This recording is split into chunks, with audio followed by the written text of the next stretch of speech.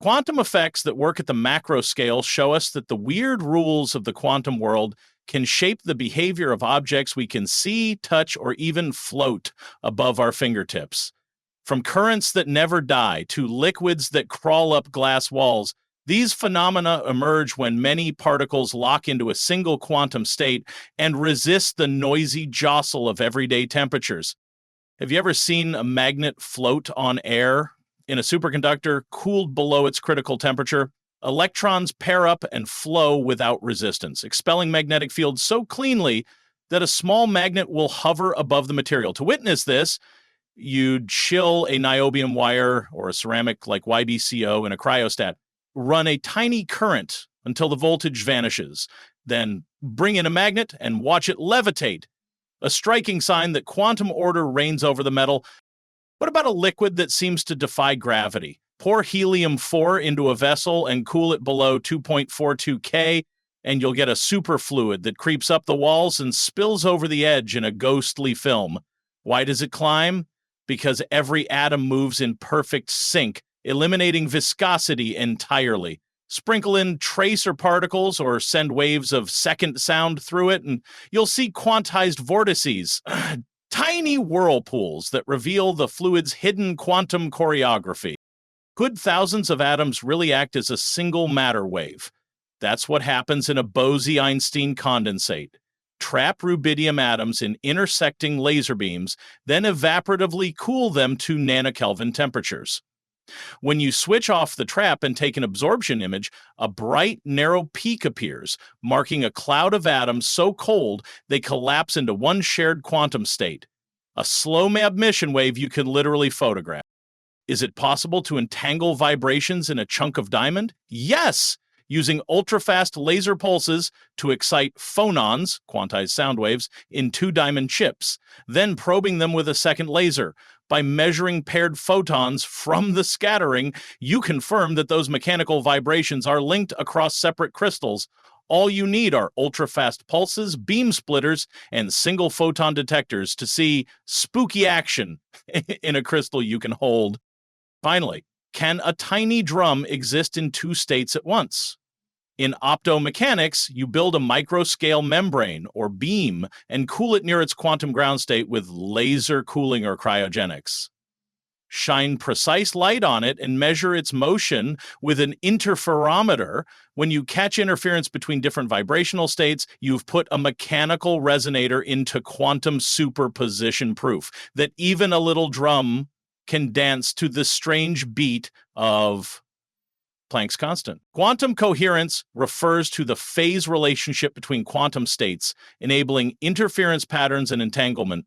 While coherence usually decays rapidly in large systems due to environmental interactions, decoherence, it can persist in engineered conditions. Macroscopic coherence has been demonstrated in systems like superconductors and Bose-ESTS. These are not merely collections of quantum particles, but collective states behaving as a single coherent quantum entity.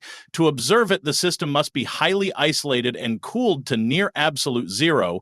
Superconducting circuits like squids exhibit phase-coherent supercurrents flowing over millimeter-scale loops. It's like an entire marching band moving in perfect rhythm. If one step goes out of sync, the coherence collapses. Entanglement is a non-local quantum correlation between particles. If you measure one, you instantly affect the other, regardless of distance. Surprisingly, entanglement has been demonstrated between billions of atoms or photons in macroscopic ensembles.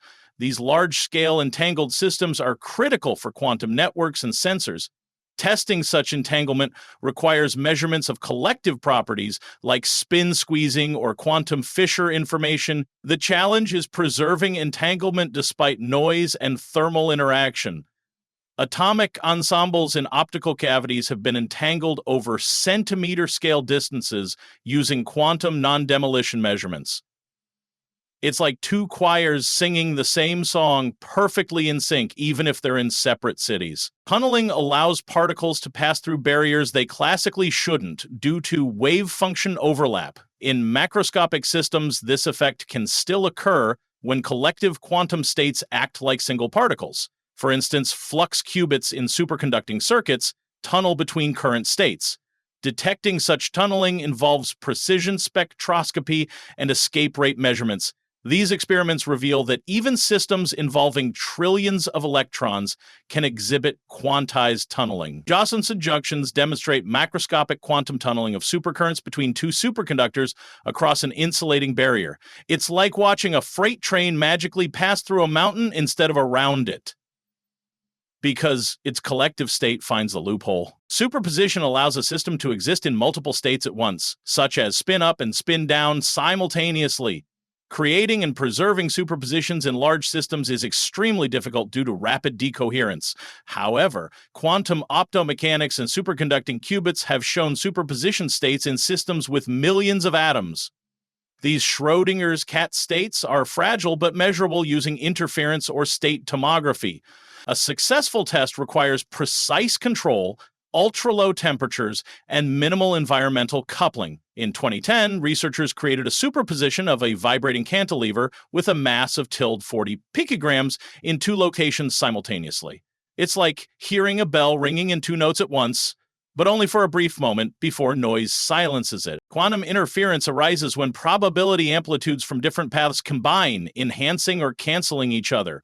While common at atomic scales, interference has been demonstrated with increasingly large molecules and matter waves. The record involves organic molecules with over 2,000 atoms, showing interference patterns and diffraction gratings.